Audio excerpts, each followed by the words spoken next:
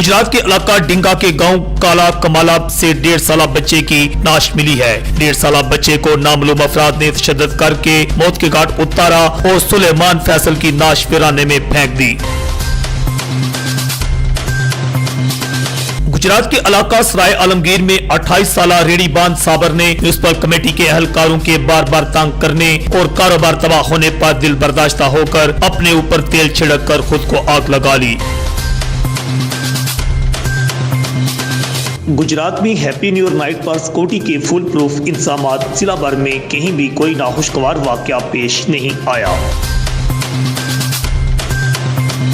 सरकारी स्कूलों के बाद प्राइवेट स्कूलों में भी 6 जनवरी तक सर्दियों की छुट्टियां बढ़ा दी गईं। तलबा में खुशी की लहर। पेट्रोलियम मसनूआत में कमी के बाद ट्रांसपोर्टर्स का किरायों में कमी से इनकार। कई पेट्रोल पंप पहले रोज बंद रहे। जिला गुजरात में साल 2019 का पहला मुकदमा थाना लारी अड्डा में शादीशुदा खातून के अगवा का दर्ज। 2018 में 7,000 से ज्यादा मुकदमा दर्ज हुए।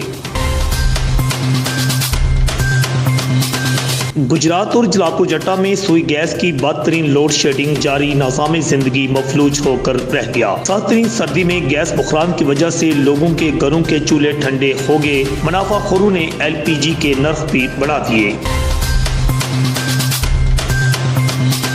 साल 2018 में FIA पंजाब ने 510 इंसानी स्मगलर्स गिरफ्तार किए। 17,000 से ज्यादा पाकिस्तानियों को मुख्तलिफ ममालिक से वतन रिपोर्ट किया गया। 80 से ज्यादा बैरून ममालिक में जाँ भाग खो गए। थाना गुलियाना पुलिस ने रिश्ता से इनकार पर कत्ल होने वाली मसीही लड़की साइमा के कातिल फूफीजाद भाई शहजाद मसीह को 24 घंटे के अंदर गिरफ्तार कर लिया।